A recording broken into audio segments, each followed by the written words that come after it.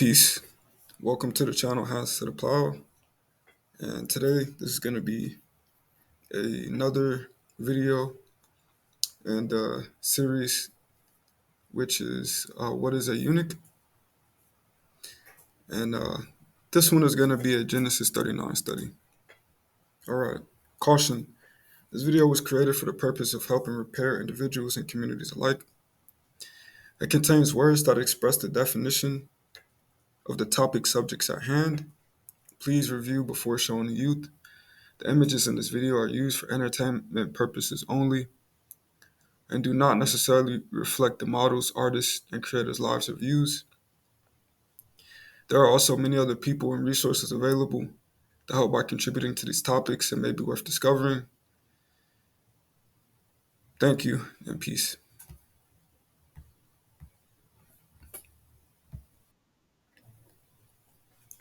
Matthew chapter 26. Now when Jesus was in Bethany, in the house of Simon the leper, there came unto him a woman having an alabaster box of very precious ointment, and poured it on his head as he sat at meat. But when his disciples saw it, they had indignation, saying, To what purpose is this waste? For this ointment might have been sold for much, and given to the poor. When Jesus understood it, he said unto them, Why trouble ye the woman? For she hath wrought a good work upon me. For ye have the poor always with you, but me ye have not always. For in that she hath poured this ointment on my body, she did it for my burial. Verily I say unto you, whosoever this gospel shall be preached, wheresoever this gospel shall be preached in the whole world, there shall also this that this woman hath done be told for a memorial of her. Genesis 39 study. Genesis 39 and 1. Joseph was brought down to Egypt, and Potiphar, an officer of Pharaoh, captain of the guard, an Egyptian, brought him of the hands of the Ishmaelites, which had brought him down thither.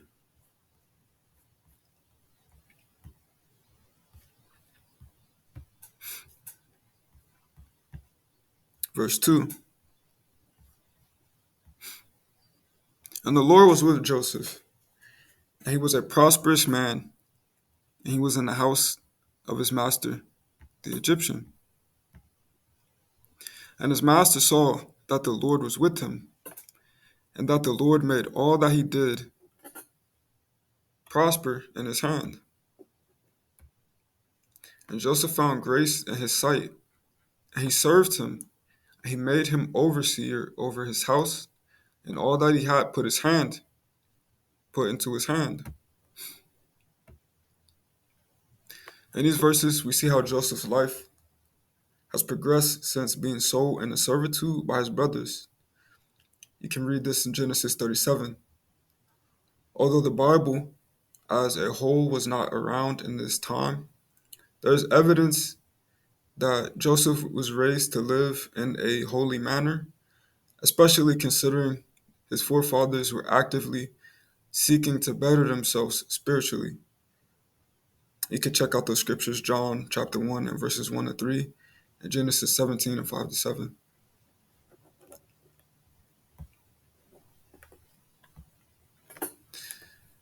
And he left all that he had in Joseph's hand, and he knew not aught he had, save the bread which he did eat. And Joseph was a goodly person and well favored.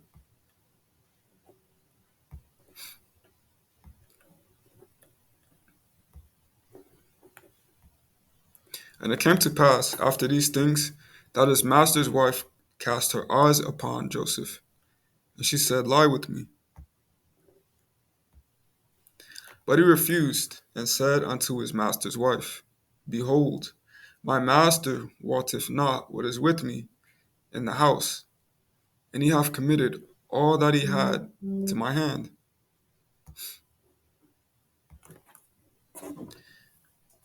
There is none greater in this house than I, neither hath he kept back anything from me but thee, because thou art his wife.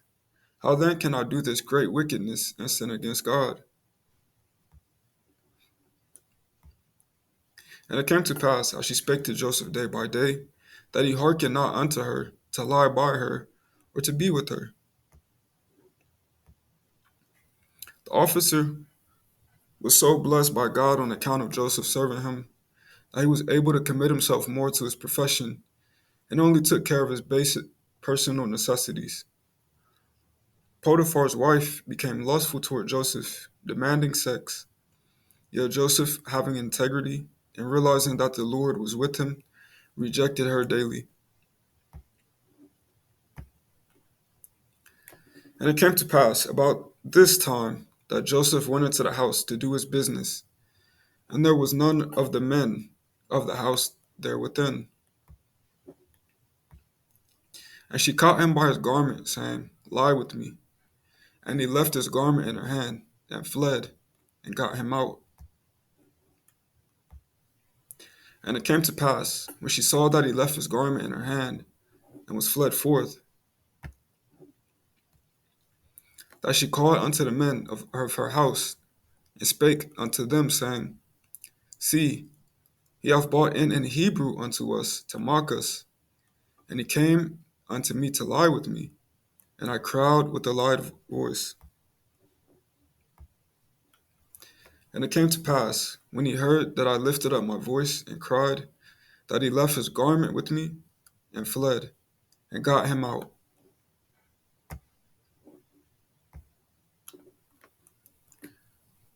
Eventually we see that the lust Potiphar's wife had for Joseph became increasingly stronger.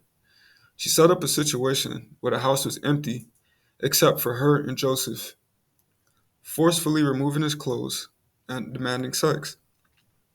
In this great temptation to commit adultery, Joseph maintains his holiness, his purity, integrity, and honor, and runs away naked, having no other choice.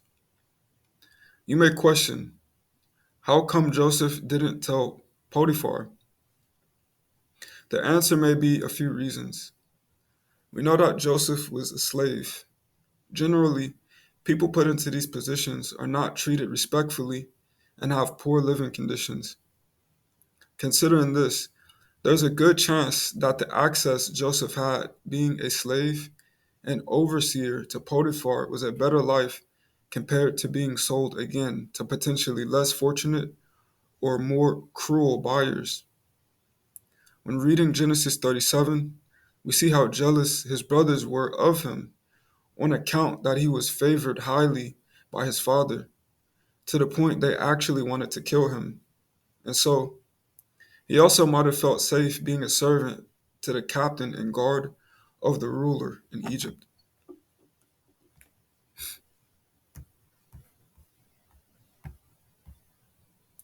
Genesis 39:16. And she laid up his garment by her until his Lord came. And she spake unto him according to these words, saying, The Hebrew servant which thou hast brought unto us to mock us came in unto me to mock me. And it came to pass, as I lifted up my voice and cried, he left his garment with me and fled out. And it came to pass, when his master heard the words of his wife, which she spake unto him, saying, After this manner did thy servant to me, his wrath was kindled. And Joseph's master took him and put him into the prison, a place where the king's prisoners were bound. And he was there in the prison.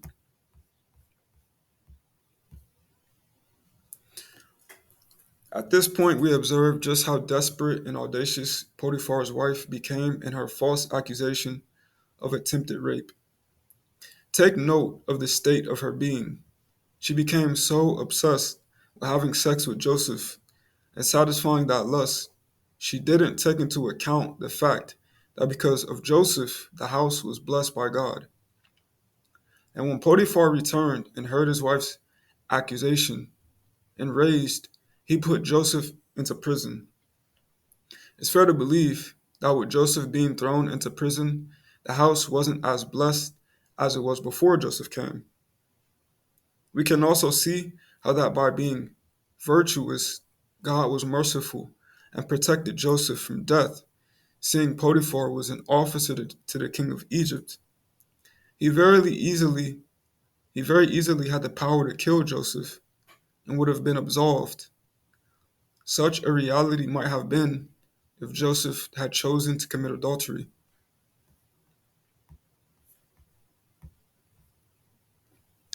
But the Lord was with Joseph and showed him mercy and gave him favor in the sight of the keeper of the prison. And the keeper of the prison committed to Joseph's hand all the prisoners that were in the prison, and whatsoever they did there, he was the doer of it. The keeper of the prison looked not to anything that was under his hand, because the Lord made it to prosper. Although Joseph is in prison, it's evident that his virtue is paying off. That may seem contradictory considering the circumstances, yet as we continue to follow Joseph's life, we see his ability to keep a level head, his trustworthiness, and consistent righteousness. These, with the blessings of God, elevate him to what in today's terms would be something like a vice president of Egypt, fulfilling a prophecy God had ordained in his life. And you can read a bit about that and more in these scriptures that are at the bottom of the text box.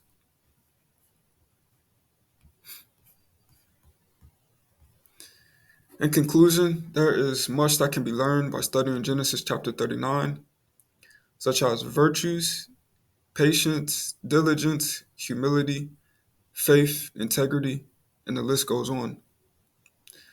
We also see clear examples of the effects lust can have on our minds and the actions that can occur if we leave those desires unchecked. We must always remember that in every difficult situation, there will always be a way to overcome and grow. Please consider these verses.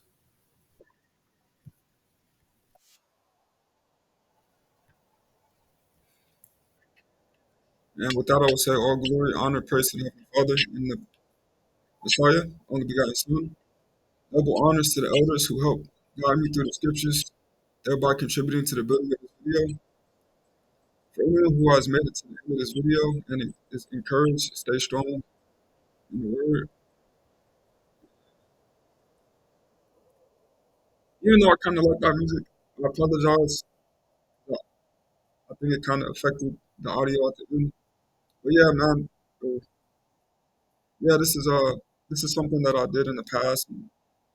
I woke up this morning and I was thinking about it, like, man, I would really like to post some content, share some content, and I know I had these videos. So yeah, it's a bit, it needs a bit more editing, but I hope you guys enjoyed.